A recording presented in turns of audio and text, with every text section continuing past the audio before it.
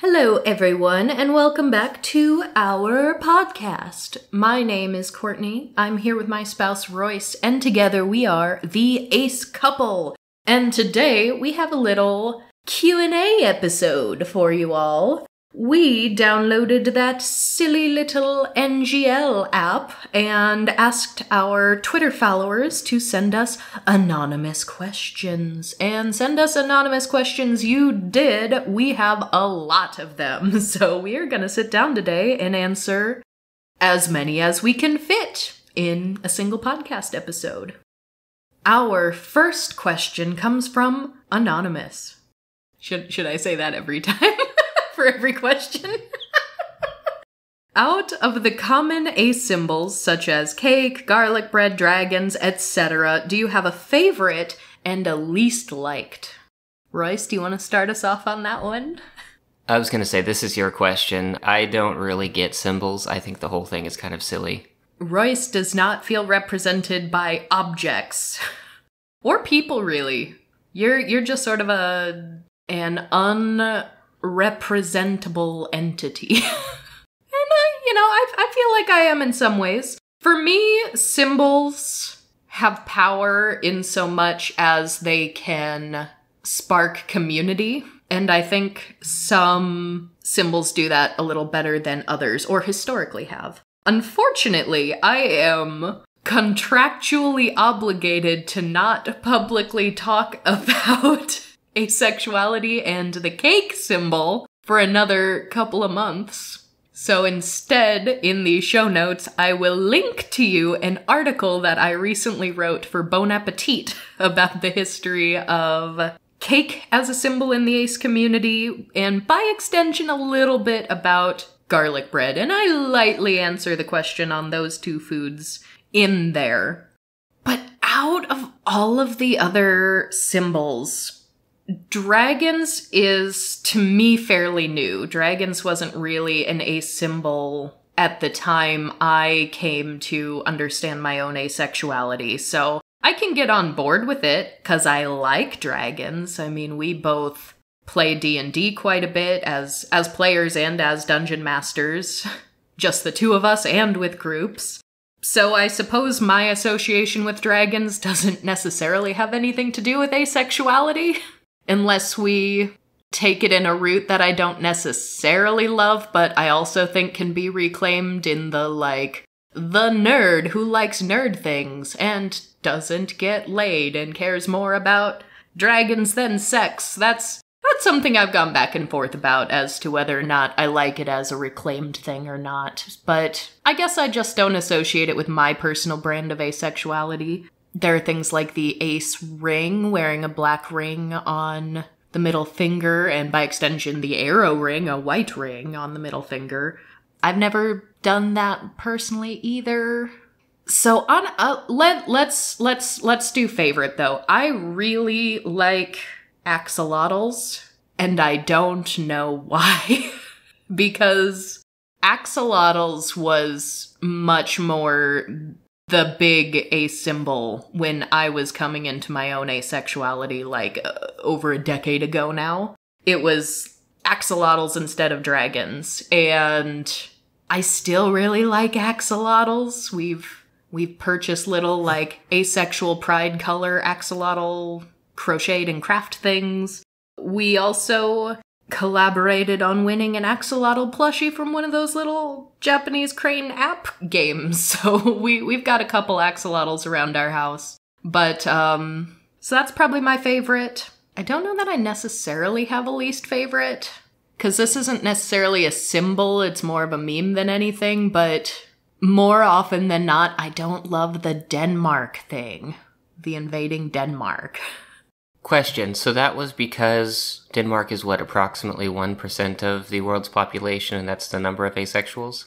It was based on, the size of their military. Oh. This happened just, last year, so again, this is a very new thing, but someone posted, Denmark's military is this number of people, and if aces make up 1% of the population, then we have so many more than them, so let's invade and take over Denmark and having an ace haven. And I don't know.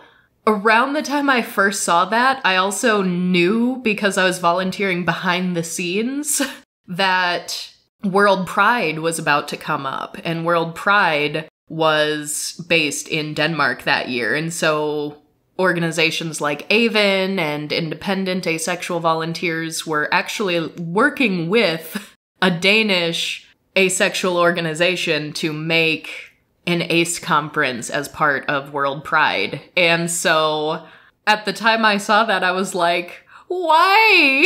Why are we coming for Denmark? They're actually doing some good things right now.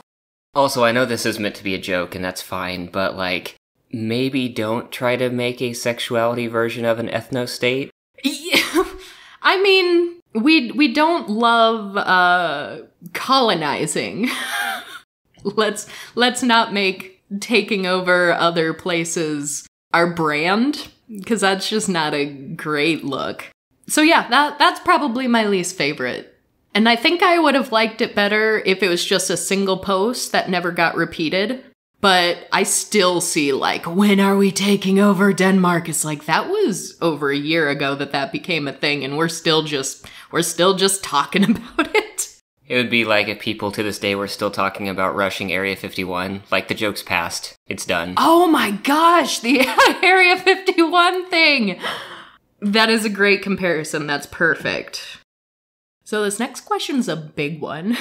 Could probably be its own episode. We'll try to give some key points. But how can able-bodied aces better embrace and support the disabled part of the ace community?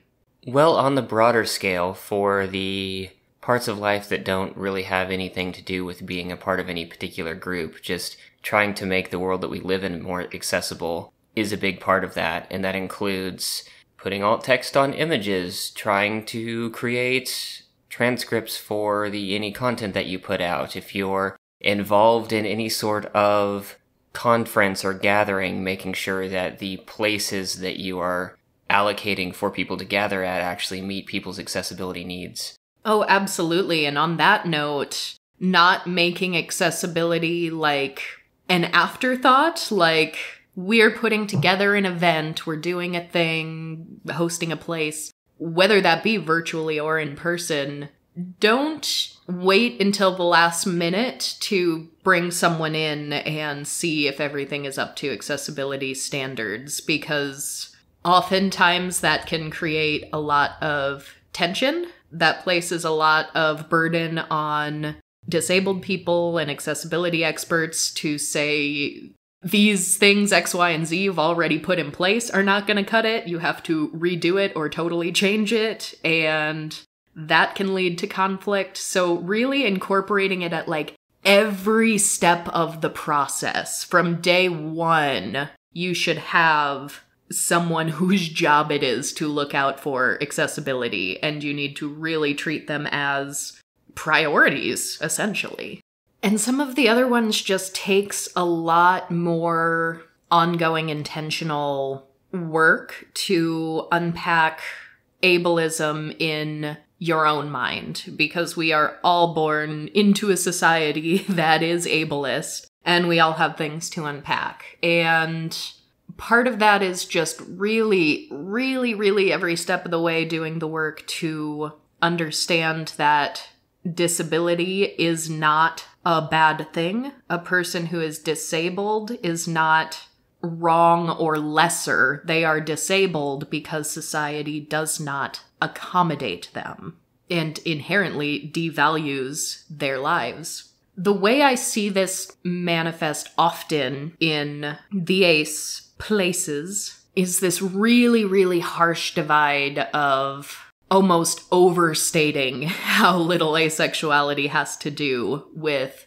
bodily function or pathology. And I get it, because ACEs are told that this isn't a real orientation, this is a medical issue, this is something that needs to be fixed. Well, that in and of itself is kind of an ableist train of thought. Other people are looking at asexuality and saying that is different, therefore it is wrong, therefore it needs to be fixed. you need to be fixed. We don't need to accommodate you because you're the broken one. So I honestly think a lot of the bigotry that asexual people get is just an extension of ableism.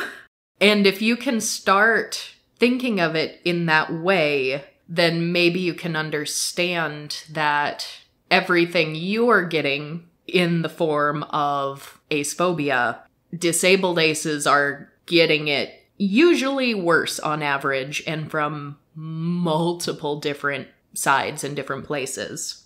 So I always recommend easing up on the aces aren't broken. We aren't crazy. There isn't anything wrong with our bodies. There isn't anything wrong with our heads.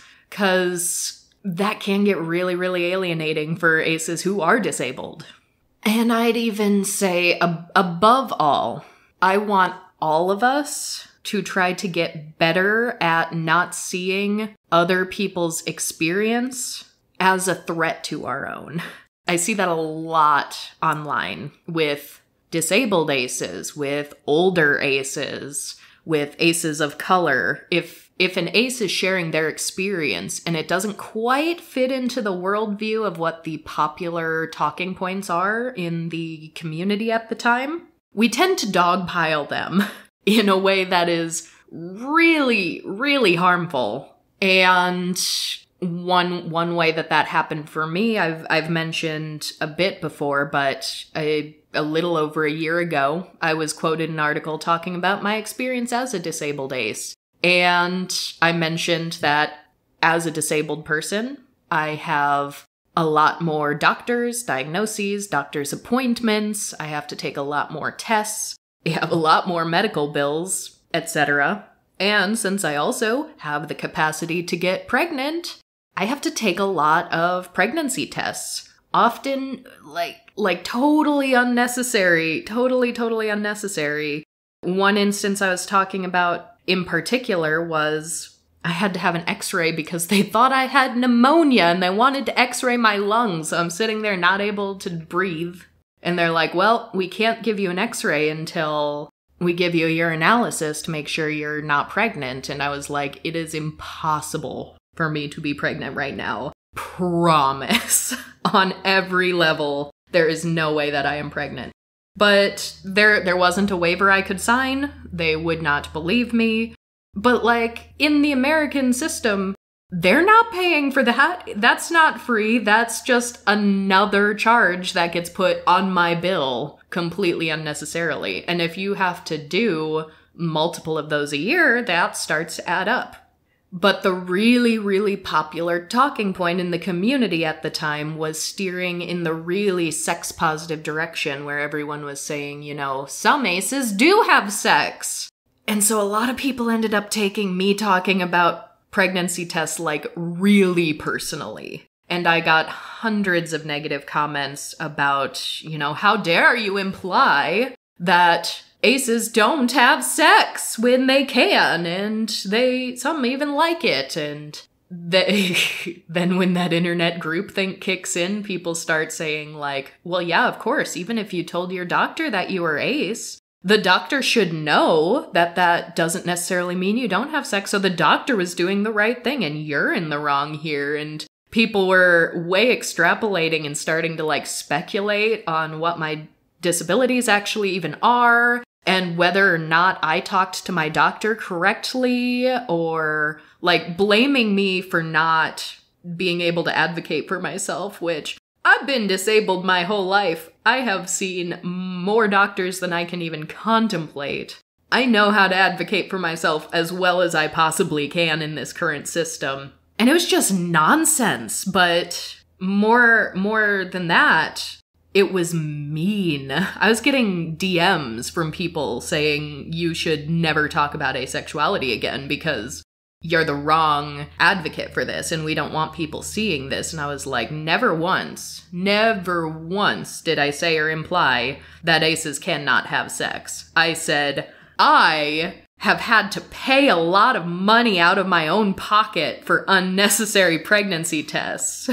And that's a particularly frustrating part of existing online, is that you can use first-person personal pronouns, and somehow some person, for some reason, will take and internalize what you've said to be a personal attack on them as a person. But, like, never once did you claim to be 8 billion people at once, while...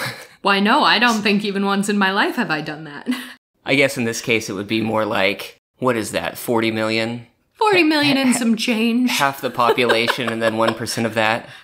Yeah, so if there is ever a situation where you personally are reading someone else's experience and you feel this reactionary pull of like, that's wrong, that's not what that means, this isn't my experience, I would rather you take a day to stop and think and sit with that, and instead of attacking people, think about how that person has a different experience that has brought them to this point. And of course, I'm not saying like an outright bigot, someone who is not aspec, someone who hates large swaths, if not all, of the queer community. I'm not saying give them the benefit of the doubt. But if someone's here saying, I am ace, and this is my experience, and you feel something negative and reactionary, that's what we all need to work on, I think. And that's not just for disabled aces, that's for any aces that are not in the spotlight, which is a lot of them, actually. And those talking points I mentioned, they change a lot over time. Right now, the landscape of the conversation talks more about sex than we ever did 10 years ago. So 10 years ago, I probably could have said a similar thing, and, well, 10 years ago was also not great to disabled aces, so there still would have been some percentage who are like, we don't want to talk about disabled aces, but I don't think they would have gotten as hung up on the pregnancy test component of that. I could give more recent examples of things like that happening, but I think we've tired that question out for now, so maybe that's for next time. Maybe that's for an upcoming episode. This question is impossible. It's not ace-related, but we'll answer it anyway. What is your favorite time period in history? Oh, you have something to work through on this one? These sort of questions have no meaning to me. It's an impossible question because by what standards? I tend to not have favorite anything. If anyone's like, what is your favorite food? I have just my entire life not been able to answer those questions very easily because there's way too much to consider. And in my case, I think that the future is unknown, and if you think critically about the past, it all kind of sucks. Yeah, exactly. Well, and so that's where it's hard to take it, because I am a historian, so I do love history, but it's really only learning about history and aspects of the history that I like. I would never say, like, the Victorian era was the best era, because, like, wasn't a great time for lots of reasons. Pick your favorite reason. And I could also just say, like, well, today, because today in history is better than it ever has been, and in some ways that's true. Although instead of saying today, you might want to go back a few months. Oh my goodness. My favorite period of history was 4 years ago. But we could also take this to, like, my favorite period in time was pre-humans. Quite fond of the Paleozoic era myself. My favorite period in history was that undescribable time before the Big Bang where everything was calm and peaceful. I think that's the best answer. My favorite time period was the nothingness of the void. What is your favorite part about being asexual? Yeah, I can't answer that one either. Wow. This is a case of where if I started to pick apart how I understand myself as a person, I can't really grab or disassociate anything without, like, deconstructing my entire experience and personality, and if I started to do that, I'd be a different person. Does that make sense? It does make sense. Like, there isn't one thing that I'm drawn to, and part of that is because I have only lived one experience. Well, my favorite part of being asexual is that it brought me to you. And that's true. I would have had absolutely no reason to ever reach out to you if you did not publicly state asexuality. And since meeting you, my life has become so much happier than I ever anticipated it possibly could be. So there are lots of other great things about being asexual, but from a personal perspective, nothing really tops that. Okay, yeah, some of these we're definitely going to need to just make them their own episode, but we'll touch on them super briefly. Can you maybe explain more of the lesser-known asexual labels? I would love more representation. Signed, a Meyersexual. So this is actually an episode that is on... We have like a master list of episode ideas, and some take more planning than others. Because some we just sit down and live react to things, some we just sit down and have a conversation, but some are a little more educational in a sense of here are words and definitions, and here are facts and statistics, etc. But we've considered doing an episode on microlabels, and as they say here, the lesser known labels, because sometimes microlabels get a really bad rep, and everyone has a different relationship to all the different nuances. Some people really love them, some people don't feel like they need them for their personal experience. And this was definitely sparked by some, like, really viral hatred going on to microlabels, which is not cool. Where we wanted to maybe entitle the episode, like, In Defense of Microlabels, to not only talk about what some of those labels are, but also why they can be really important to the people who use them. And of course, there are so many labels we couldn't possibly get all of them, but that in and of itself could be at least a podcast episode, if not more. But since it signed a Meyersexual, we can mention that one here. That is a microlabel which I'm not the most familiar with it, but I have seen it a bit. And from what my understanding of it is someone who identifies as both demisexual and graysexual simultaneously. And that's a really interesting one because honestly, any aspec label, even just the overarching like asexual, different people have different relationships to those, and they have different ideas of what the definition means to them, and I think that's okay. But some people might see demisexual and graysexual as the same thing, and so they will sort of use the labels interchangeably. But there are also some people who see demisexual and graysexual as two different things. And if you see them as two different things, you can also be them both simultaneously. So yes, I hope I got that one as correct as can be with a quick definition example there. But yeah, we'll be talking more about microlabels at some point. Next question, have you ever gone on a date with someone without realizing beforehand that it was a date? I have not, but I think that's a factor of only really going out to public places or restaurants with people who, like, weren't coworkers under the context of a pre-established date. Like, everything was very clear, and otherwise I mostly just kept to myself. I think in hindsight, I've been on a lot of dates that I didn't realize were dates. Oh, Royce, do you remember what episode? I feel like I had a revelation about this live on microphone while we were talking about something. I don't know what episode that was, but while I was explaining the story, I was like, oh no, that was a date, wasn't it? So, yeah, the way I kind of was at a time that I dated, I just assumed nothing was a date unless it was very explicitly told to me that it was a date or asked specifically to be a date. If someone was like, hey, do you want to get coffee sometime? I'd be like, great, we are getting coffee. We are two people who are getting coffee together. Nothing deeper than that.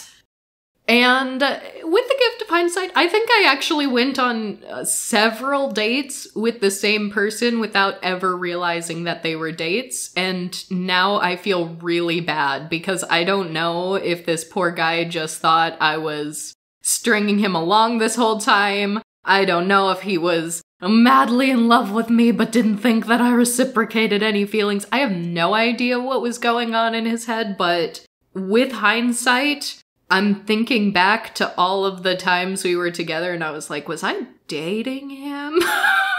Because I was never asked on a date in those terms.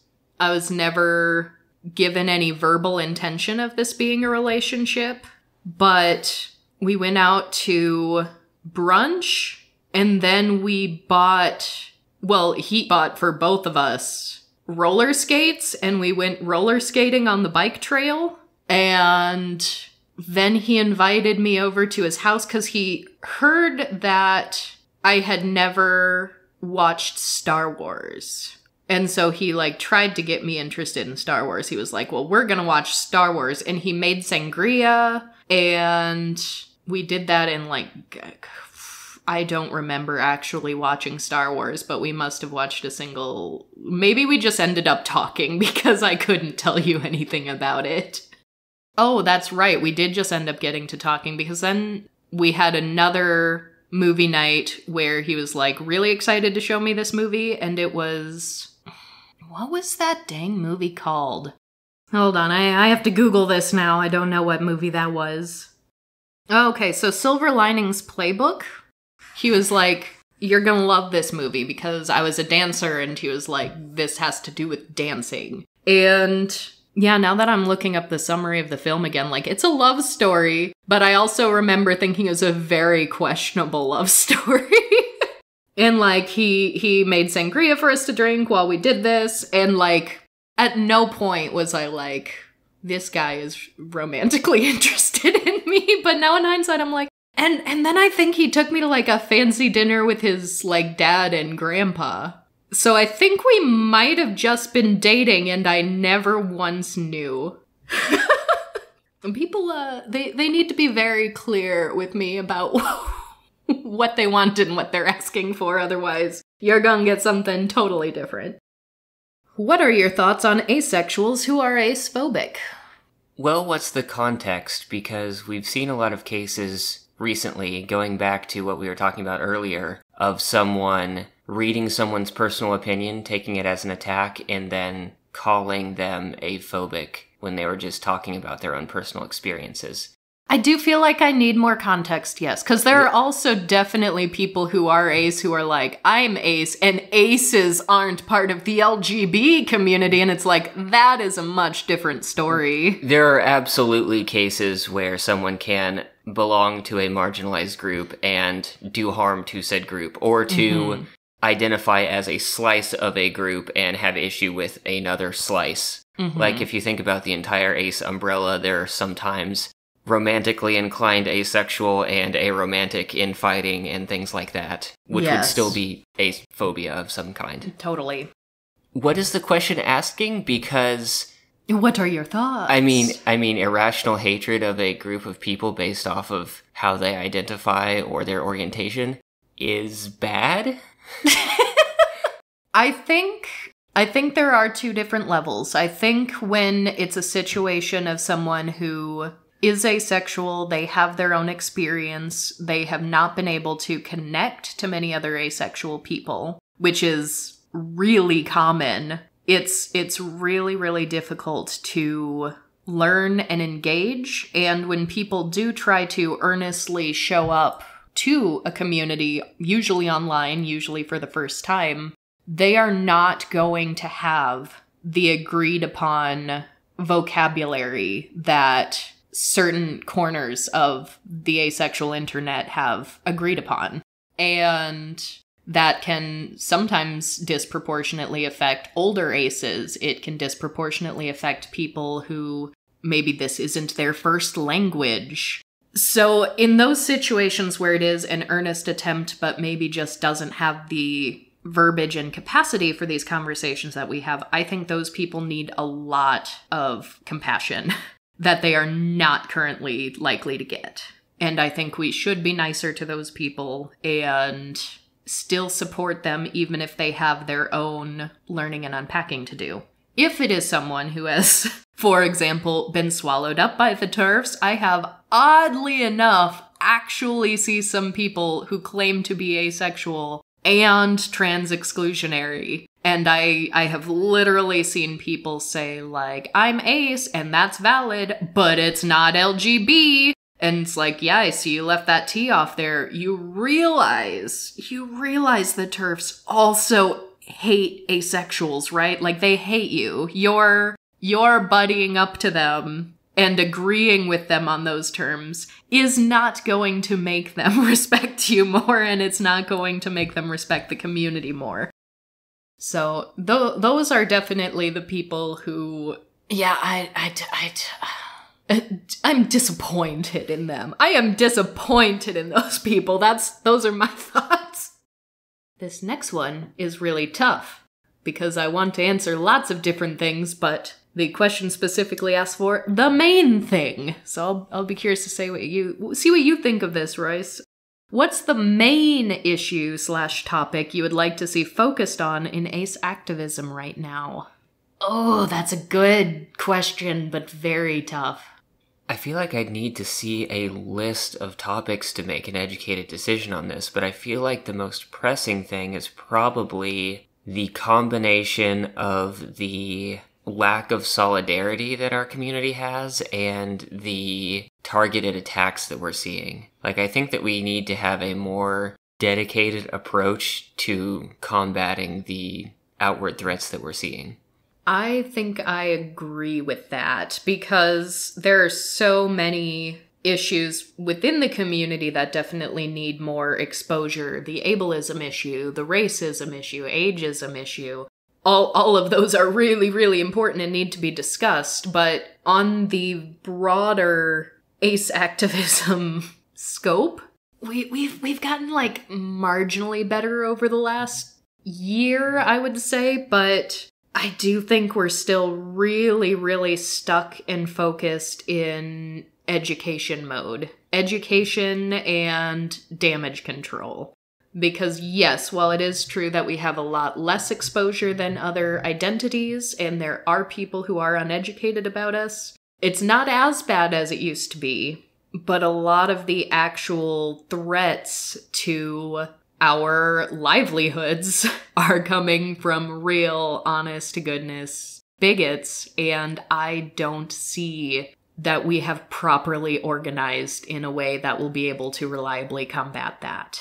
And I will tack onto that unity or solidarity can't fall back on gatekeeping or this idea of the perfect activist. It's more about having numbers that can actually deal with, I'm just going to call them cyber attacks, the sort of information warfare that is happening. Yeah, and I think to the actual organizations that we have, the actual nonprofits, or the organizations that aren't even nonprofits, and they all kind of have their own thing, right? And that's not necessarily a bad thing. But I see very little from organizations in terms of strategizing to actually get us more rights and to actually keep and retain the rights that we have. I'll be really, really curious to see how the Yasmin Benoit and Stonewall project goes. I'm cautiously optimistic that good things will come out of that for UK-based folks, because it sounds like they are actually doing research and hoping to use that research to presumably lobby for legislation. And I think that is not something we see a lot of, and I want to see more of it. I hope it is successful, and I hope we see more, but I also think of that and it's like, well, Stonewall's a more broadly queer community organization, and Yasmin is an ace activist, so that is still not an ace organization that is really doing political work. I think a lot of our organizations are very neutral. I think a lot of our organizations are very education-based, and I think we need more. I think we need more. This is another one. We might need to keep a secondary list of things to come back to for an entire podcast episode. This one's huge. Question: if both of you could custom design some fictional ace representation in media, what would it be? What medium would it be, and what would you avoid? Yeah, that's a big one. It's broad. I guess it would depend on what the purpose was. Is this a case where we are making something because we had the creative insight to make something, and that thing also happens to have ace rep, or is, from the beginning, ace rep the point of the project in general. I think that in terms of media, the one that just experience and skill level that I would be most comfortable in would be some type of game. I just feel like that's the medium that I would be able to do the most in, but I don't have a clear idea of how something like this would manifest. Yeah, this is one that's so hard to answer just on the fly, because we talk about representation so much about what we do and do not like about it, that actually creating our own is a totally different ballgame, which we've like lightly talked about a little bit over the years, but not in so many details. I think the biggest thing for me is that I would want it to be something that I would want to consume even if it didn't have ace rep. And I think that is a little like under-discussed sometimes, because I've read some books that, as far as representing the orientation goes, I think it's really good. But honestly, the ace rep is the only reason why I picked up that book or I picked up that TV show, and I wouldn't ordinarily care about it because to me, like, the ace rep is the only thing going on. And part of that might just be my particular taste. I'm really kind of picky with media. I almost never love movies, and I very rarely like the things that everyone and their uncle seems to be loving. So medium, I want there to be more movies with ace rep, but I don't think I would I wouldn't care as much about a movie as a TV show, as long as the TV show had the flexibility to go for exactly as long as it needs to go and no longer. Because sometimes I think shows run out of ideas and go on way too long past the point that they're valuable, and I hate that. I want there to be a good ending to a good thing. And some get canceled early, and then it's just a shame because I wanted more, and I think there could have and should have been more. So there are a lot of variables there. I think games can be really, really powerful. I think the right video game has the potential to leave a bigger emotional impact than other more passive forms of media like a movie or a book. Because if done right, the player has some level of control. Perhaps they're making choices, they're moving about in this world on their own, so there's a chance for more emotional investment to happen there. And I don't know how that would be yet, but I want to think on this more. I do think that to be effective, the game would need to be very dialogue heavy. Like, the first genre that comes to mind is whether or not there is actual romance involved, the sort of dating sim genre where the game is navigating interpersonal relationships in some way. A graphic novel that isn't necessarily dating-ish, potentially. Potentially. The other thing that came to mind was a game that we played a while back called Oxenfree, where there was a game, there was a story to it, but there was enough dialogue amongst the characters in the story that was happening very passively, where you could tell a story that was not focused specifically on one character's identity, and that story was engaging, but you got to know the characters in the story and, again, navigate their interpersonal relationships as well. I want weird fiction. Some of my favorite media is very strange fiction that still manages to portray very real truths about the world that we live in and the diversity and range of humans to exist in it.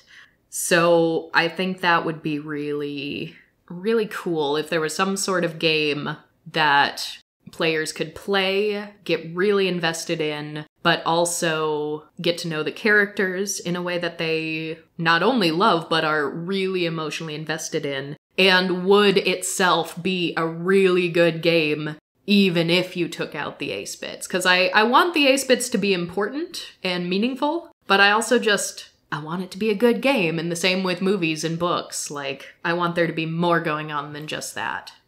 We've talked about some of these a little bit, but we can give the cliff notes. How did you two come to figure yourself out to both be ace? Did you know another was ace when first dating, or was that a later discovery? So is this specifically asking how did we learn that each other was ace, or how did we come to identify as ace ourselves, or both? Both. How did we come to identify as ace ourselves, and then how did we find out about each other? Okay. I mean, the latter part is very easy. We knew that each other were ace when we met via a dating site. We probably wouldn't have met or talked if that wasn't pre-established. The entire story is in one of our first episodes, if you want to go back a bit, called Our Asexual Love Story. I think it was the third one. But yeah, so we knew right out of the gate. Easy.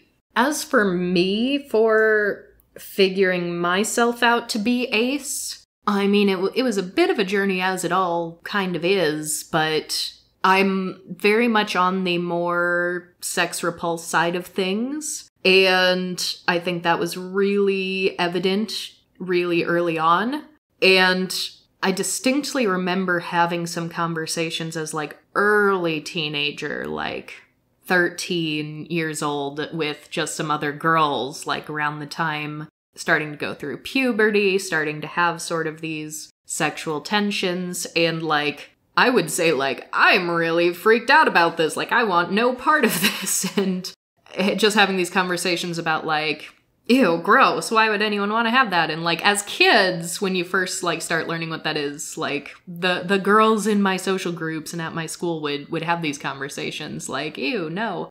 But then there came a time in high school where all of a sudden, like, it seemed like everyone else changed their minds all of a sudden. And they would either be really curious and interested in exploring, or they would actually become sexually active. And it got to a point where I was like, now wait a minute, we were all on the same page a few years ago, what happened? And yeah, so it kind of just became a thing I knew about myself before I even knew that there was a word for it. I actually, oddly enough, made the word asexual for myself in my head as a teenager. And I just thought to myself, okay, I'm asexual, but not knowing at the time that other people identified as that, or that was something that there was a budding internet community for. I just sort of kept it to myself and felt content in the fact that, like, yeah, I'm asexual, but I didn't really share it. And then the more I did start to learn, the more it just reconfirmed everything I already knew and felt. Mine was a bit of a slow process. I assumed I was heteronormative growing up. I do have the hormonal or physical manifestations of a libido. I'm not sex repulsed. I've had inclinations of fetishes basically forever. It just wasn't until I started dating that it was like, oh, something isn't quite what I expected here. But also, in hindsight, I've realized that there were little hints along the way that I was somehow a little bit different than most of my peers and most of the people that I knew, but I kind of rationalized it as a difference in expression instead of experience. And so it took me a while to finally realize, okay, this isn't a case of everyone else just exaggerating or something of that matter. And I eventually landed on asexuality, kind of starting with the gray areas in between allosexuality and asexuality, and eventually setting into a more confirmed, just asexual label. And past that, it took a number of years after that to sort of start looking back through my past and deconstruct what things were more genuine feelings or actions and what things were sort of habitual, what things were done because I thought that that was the way that things were supposed to be, or perhaps because it was more comfortable. I've realized not too long ago, actually, that I think some of the cases where I did have sex, it was because I also have chronic anxiety, and sometimes sex was easier than trying to figure out how to be a good host or like an entertaining date. Yeah, and if that's something the other person wants and is interested in and is initiating, if you're not totally repulsed, like, it could be easier to just go along with it than to reject. There was an underlying curiosity, certainly, while I was figuring things out, and in most of the relationships I had, the women I dated were prone to initiate something like that. And yeah, it was a lot easier to go into a sort of well-defined thing that I understood than to be anxiously wondering if I'm being entertaining or fun or something like that. It sounds very sad. Like, you poor thing.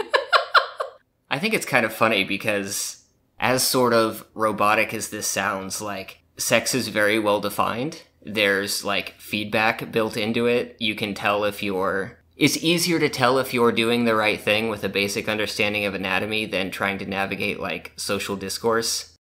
So this next one is actually not a question, it is a recommendation, but we have good news for you. It says, since you two review ace-related media for your podcast, I've been wanting to ask if you've heard of the J-drama Koise no Futari, about a relationship between two aro aces. I was so surprised and happy that something like that show existed. And yes, it is on our list. We already plan to talk about that one, so I can't promise exactly when it's coming, but we haven't watched it yet. It is on our radar, and the reason why we haven't watched it yet is because we have extremely high hopes for it, but we've been wanting to watch it for months. And over the last few months, we've been really busy, stressed, had a lot of projects, so most of the time if we're putting something on, it's like, we just need something fluffy to turn our brains off to, and like maybe also fall asleep to. And so we've had this for like, when we have energy to sit down and consume the entire show with our full attention, that is our very next project. We're quite excited. Next question. What do you think of all the nomenclatures inside the ACE spectrum? I'm ACE, and for me it is so confusing, and I wonder if it is confusing for new ACEs who are discovering themselves, and also when trying to explain to allos who want to understand the ACE spec. I believe we've spoken about this a little bit before. We've both come to the conclusion that while we could dig into our own orientation and fragment it into a number of different micro-labels, we personally didn't find it more useful, I guess I would say, than just saying asexual. At least I prefer to just say asexual, or even though I would have to say this with an asterisk, heteroromantic asexual. Something along those lines. Big asterisk, because that can be a complicated asterisk. It is. That is maybe more habit from a number of years ago. Romantically inclined asexual. I don't have a good word for attracted to women, and even then, like, that is a asterisk. getting to be, yeah, exactly. It's getting to be a bit asterisk, broad. asterisk. But I guess, Courtney, before you answer, I will say that I tend to just say asexual and tend to prefer that, and instead of diving into micro-labels, because I struggle to keep track of them as well, I generally have to Google things when I see them.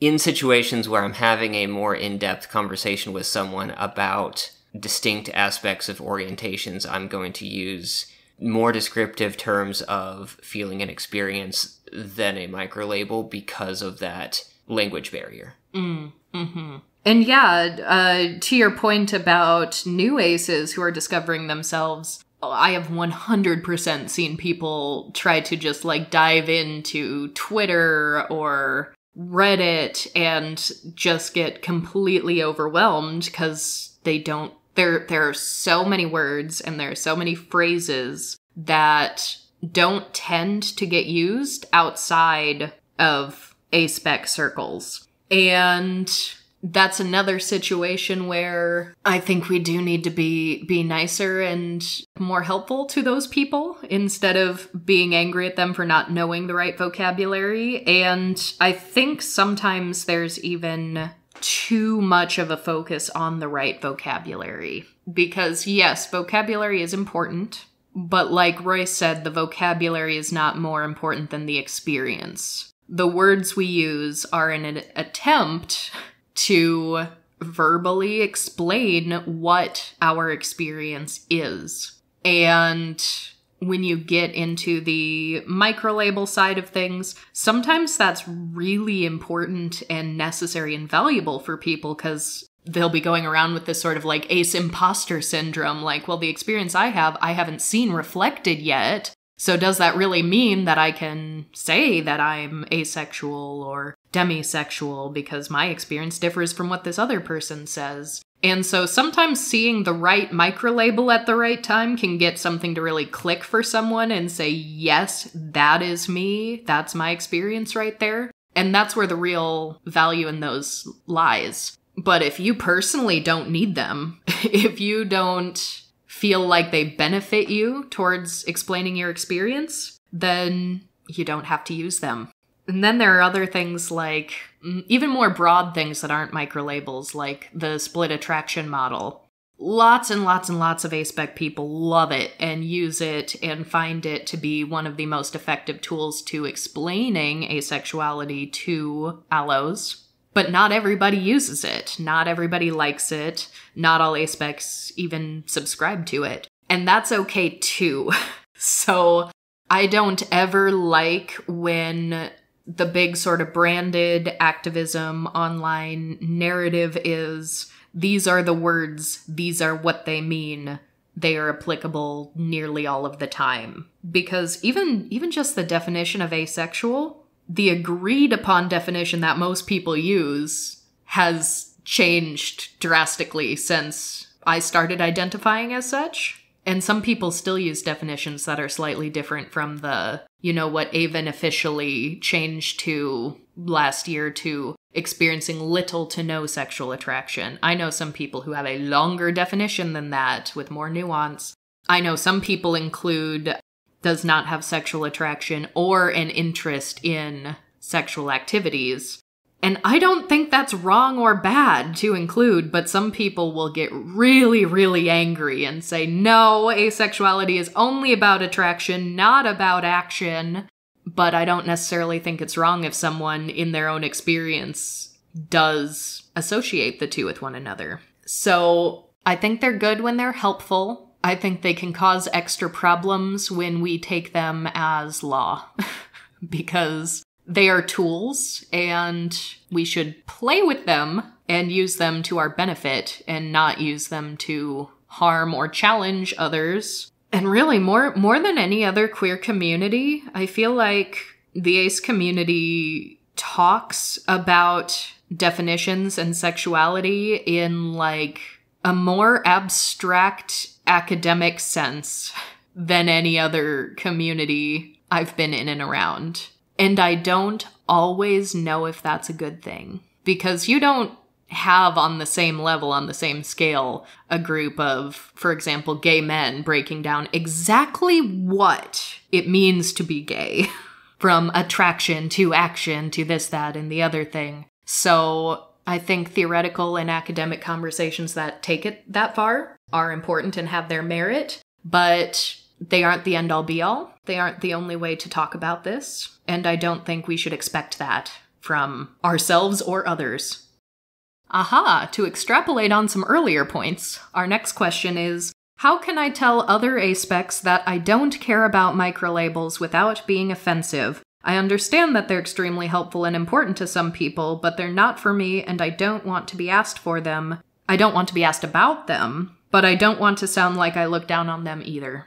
We may have already addressed this one in various aspects throughout what we've answered so far. In one part, a responsibility lies on both sides of this. It isn't fair for other people to get angry at you for you to say, I personally don't like these things, right? Saying I personally don't like these things doesn't mean that no one can have them or that they're incorrect. Yes. I think it's probably bad form to ask someone for their microlabels, because not everybody does have them. Like, if you say, I'm asexual, and someone comes back and be like, but what are your microlabels? Right, if I had microlabels, I would have used them. That's kind of how I feel, because if someone to me comes and says, I identify as fill-in-the-blank microlabel, then in my eyes, the word they used is important to them, and there's a reason why they used it, and I'm going to respect that. But I think the same should be true for more broad terms that are used in an umbrella sense. If someone says, I'm asexual, I'm going to say, okay, that word is important to them. That means something to them. And like, I suppose if I were asked this question, I would personally say microlabels don't work for me, and here is why. And I am someone who's more prone to wanting to have conversations and dig deeper, so I would go so far as to explain more nuances of my experience and why they don't necessarily fall under microlabels that I am comfortable with. And then that can be a whole discussion, because honestly, half of the reason for me that I don't care for microlabels for myself is because I would rather have the conversation from an experience side of things and get into all the little details rather than saying, this is the word that encompasses these experiences, or these are the couple of words that encompass these experiences. So, but that's also not owed to anyone either. If someone, like, you have no obligation to tell people the nuances of your experience if you don't want to, so I don't think it's wrong to just say, I don't use microlabels because they're not for me. And I think if that's a situation where someone were to get reactionary and get upset about that, I don't think that is your fault. I think that is another situation of someone else getting a little defensive of their own experience when it doesn't align with someone else's. And even you even kind of said it yourself here. You said that you understand they're helpful and that you don't look down on them. So you can even say that you think microlabels are great for people that actually find them valuable, and you love that they can be helpful to people, but they don't work for you. And that's just that. I think a lot of people are in your same boat. Microlabels are just very much a matter of preference, and we're kind of with you on that. Next question is, I've noticed you, Courtney, say LGBT a lot rather than LGBT+. Was wondering if the plus is usually just implied, or if you do specifically mean LGBT in a lot of those contexts. This was an odd one to get, honestly, because I don't think about the acronym much when I'm just talking.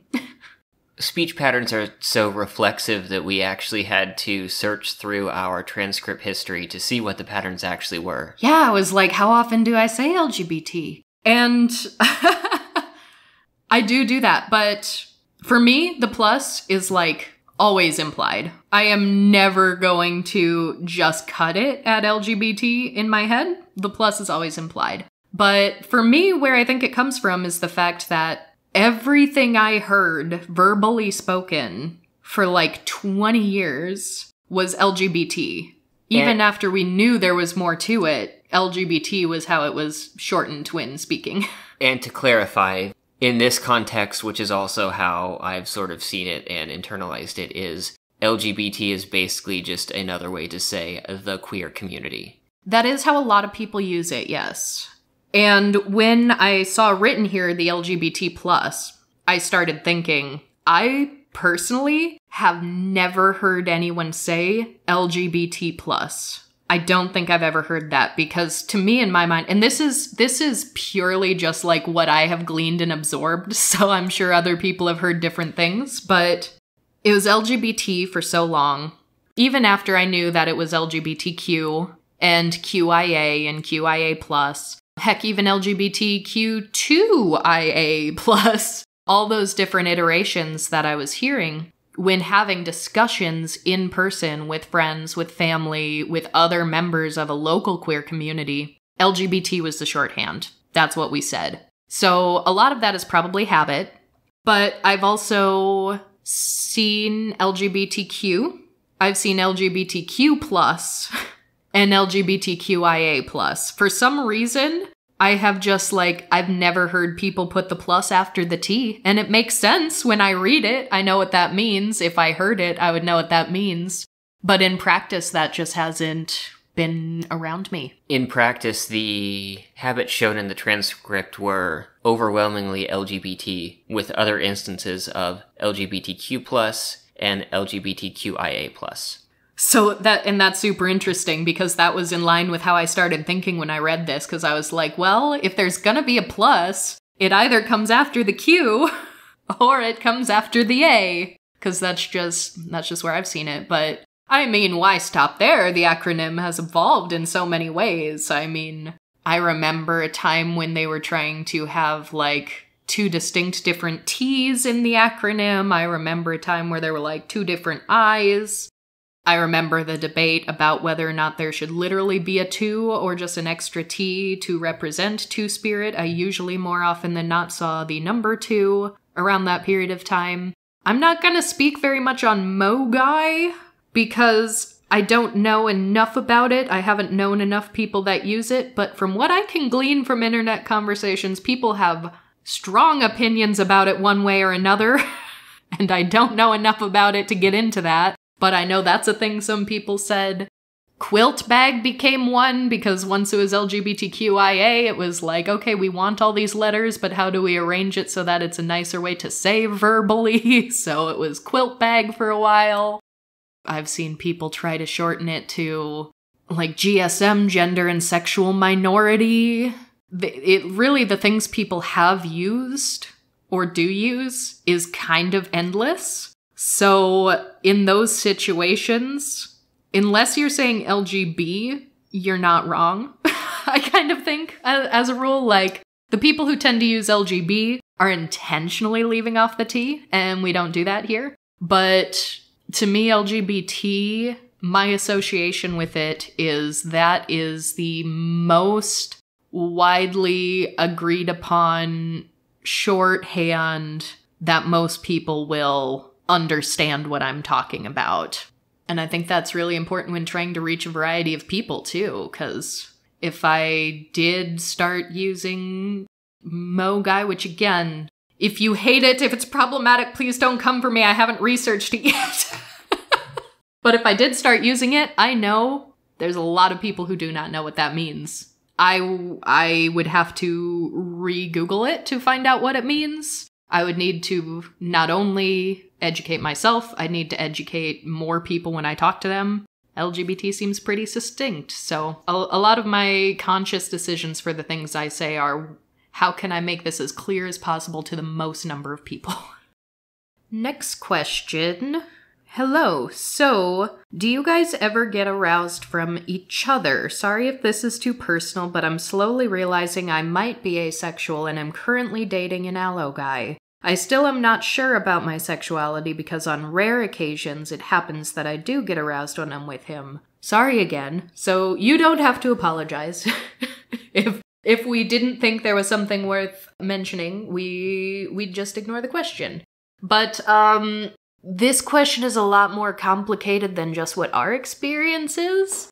'Cause if I was just answering, like, do I get aroused by my spouse? Like, not really. Like, no is kind of the answer for me, but the heart of this question seems to be, like, arousal versus attraction, which can get complicated and can really throw off a lot of aces who do experience arousal, because they aren't necessarily the same thing. I'm not the best to talk on personal experience about situations of, like, arousal when sexual attraction isn't necessarily a factor, because I'm on the low libido sex repulse side of things. So that doesn't really become a factor for me, but right off the bat here, in explaining your experience, you do say it's rare occasions, which already could put you in the area of asexual or possibly something like demisexual, where attraction is contingent on getting that emotional element first. And this is something that you can really only answer for yourself.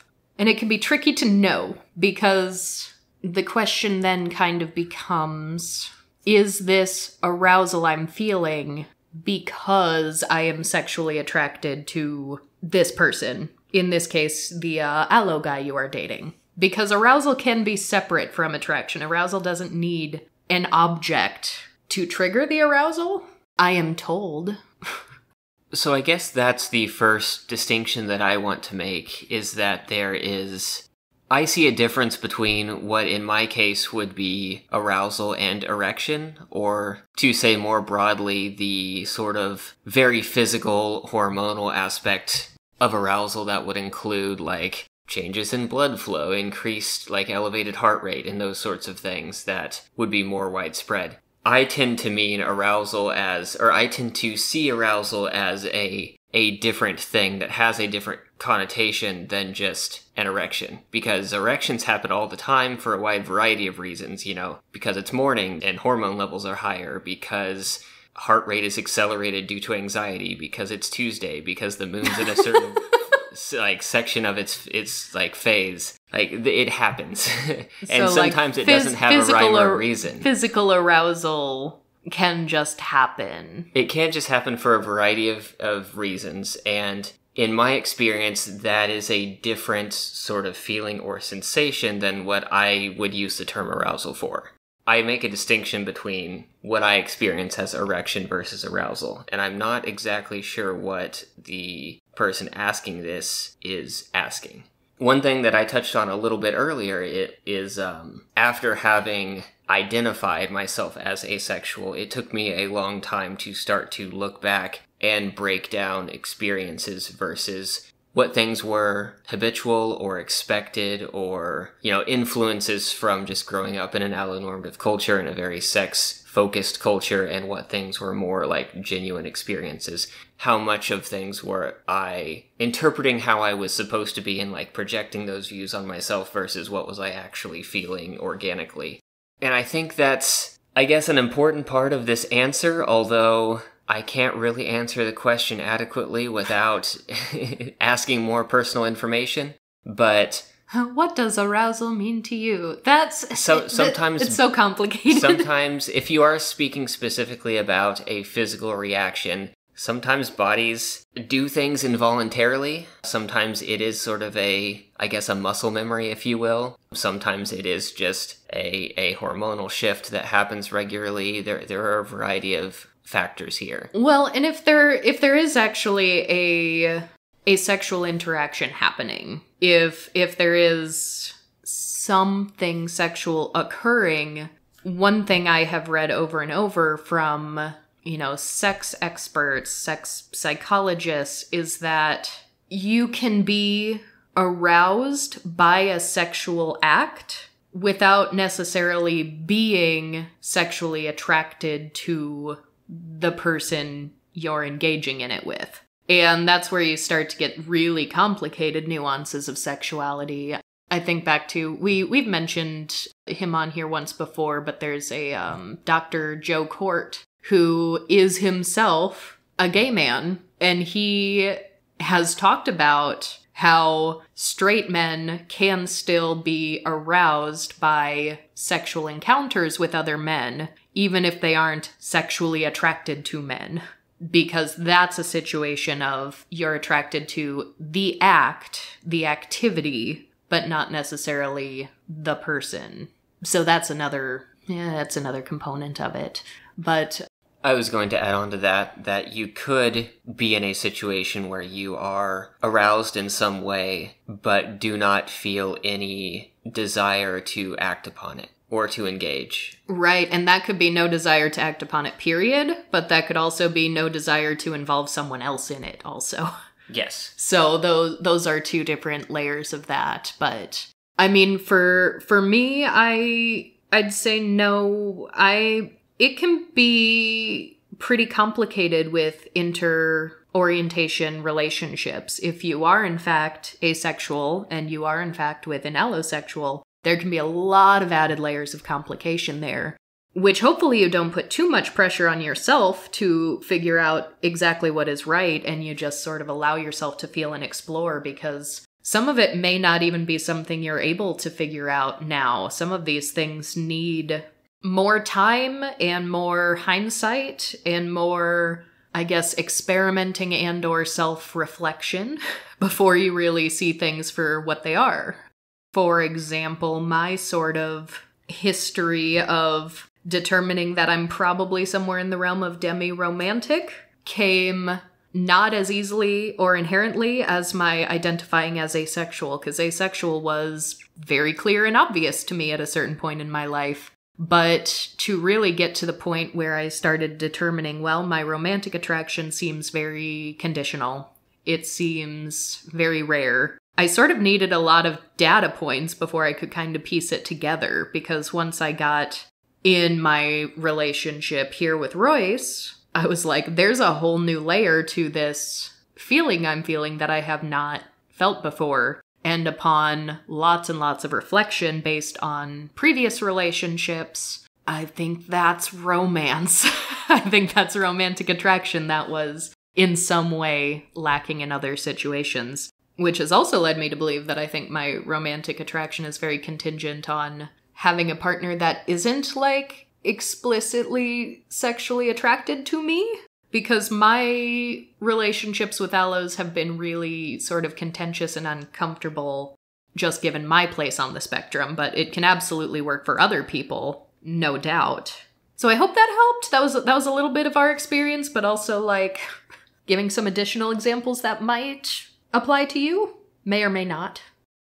And our last question for today, because we've been talking for quite a while, is also another really complicated one. You guys are bringing really good questions. This is another one that we could make an entire hour-long episode about easy, I think. So the question is, how do you two personally see the difference between romantic and platonic attraction? I've been confused about it for years now, ever since somebody told me that what I saw as romantic for myself was platonic for them. Then what I saw as platonic was romantic. Psyduck. I imagine that's expressing a headache. Sigh. Oh, that's a big one. That's interesting. I think I would need some examples to really dig into it, because it doesn't sound like they are saying that they basically don't experience romance or otherwise. I would expect it to be more like they see both what people describe as romantic and platonic as the same thing. It doesn't appear that that's what's happening. But I wonder what exactly is being seen that's being where the same actions are being seen flipped by two different people. I can't really speak to platonic attraction. I don't know if that's something I really experience. So I think I'll leave this question to you a bit more. Okay. So I suppose we'll get definitions out of the way. I consider platonic attraction to be both non-sexual and non-romantic. I know some people use platonic in the just non-sexual way.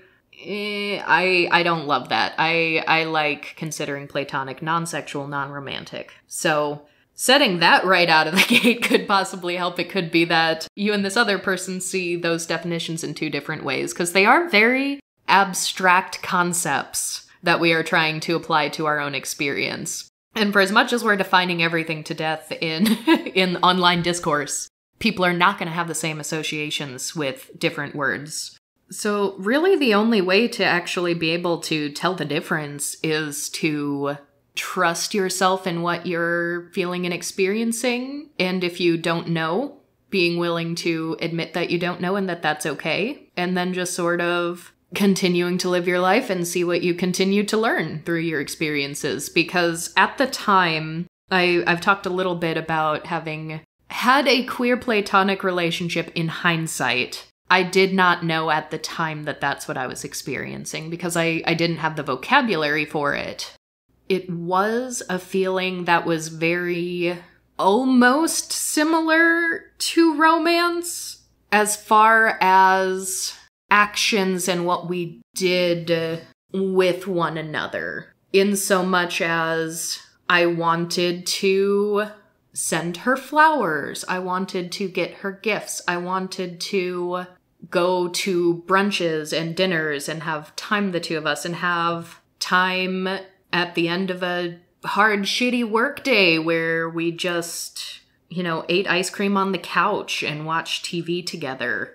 It was a very loving feeling, but at the time it didn't feel romantic, and I don't think it was. And that's why I call it Platonic attraction because it was also something distinctly different from what I felt and experienced with other good friends in my life. And it's difficult to explain, but just the fact that it was different and almost unexplainable in that sense is what made it queer. I mean, a queer platonic relationship is that you are queering the lines of what expected relationship structures are. And something you see as one thing might be experienced different by someone else. And I would say the two most important things to consider when whether or not something is queer is first, the current society you live in, the current societal expectations and social structures that are the norm. And the second thing to consider is what your relationship is to that. Because some people will find that they fit in really nice and easily and comfortably and happily with the current agreed upon social relationship structures. And some people will fall outside of that. But we know that society changes, culture changes, what is seen as normal and accepted or expected does change drastically. Random Victorian example, it used to be exceedingly common to have jewelry made out of your hair to give to a loved one. That wasn't just a romantic thing. It could have also been a familial thing. It could have also been a friendship thing, but that was sort of how people showed their affection. We don't do that so much anymore. Some people do. I mean, that's my job. It is making a bit of a comeback and is happening more often, but there were several decades of time where that was considered very weird, very gross. People don't do that anymore. And people almost didn't really know about that. So, 20 years ago, we didn't have Netflix and chill. So even just behaviors, actions in relationships that are expected change with the times. And I would say general rule of thumb is if your relationship to current societal standards is different from what you're observing from other people, then there might be something queer in there, and you don't have to define it. You don't necessarily have to say, this is the difference between platonic and romantic for me, because everything's going to be fluid. Some things might change for you personally over time also. And some people think sex is an important part of romance. Like, allo people often feel that way. And that's something where I, as someone who loves romance and have always wanted a romantic relationship, hated. I hated that. I was like, no, sex is not romantic. Sex is sex. Sex is sexual. So I never once had a romantic connotation with sex, but a lot of allo people who don't split their attraction do. So that's sort of a really glaring, obvious example of something I can point to and say, this is one person's association that I do not have whatsoever. And that's okay. And I think it really all just boils down to experience being more important than vocabulary, because your experience is your own, and the words you use for that experience may not have the same association to everybody you explain it to. Which kind of sucks for us, because it would be really nice if you could just use words and everyone knew exactly what it meant to you. But we've kind of been doing that this whole conversation, haven't we? Like, oh, well, in this question, they use the word aroused, but when you say aroused, how do you mean? So overall, I think, moral of the story, more nuanced conversation that is centered around experience is kind of the theme for today's episode. I think that's the big takeaway. And to not get mad or aggressive or overly defensive if someone else doesn't have the same association with vocabulary that you do. We're also going to do an episode on just words and vocabulary and things people have different associations with, because that's a whole topic in and of itself. Yeah, this is kind of why, this is why I try not to be the advice-giving type. We obviously opened it up at a Q&A, so we wanted your questions regardless, but some of these were on the advice side of things, and we normally try not to give advice, because I find the same piece of advice almost never is universal enough to be useful. If you hear a piece of advice and it's useful for you, then it's kind of just lucky that you were there in the right time and place to get that. But blanket pieces of advice are going to be way too simplistic and not really allow room for all the nuances of individual experiences. So I guess that's kind of another reason why I really like sharing personal experiences and hearing other people's personal experiences. Because then you can really start to see the rich diversity that the aspec community has to offer. But we have talked for quite a long time. Courtney is hungry. I need to go find food. So, if you liked this Q&A format, let us know. Perhaps we'll do another one in the future. In the meantime, please do all of the liking, subscribing, commenting, rating, reviewing that there is to do. And we will talk to you all next time.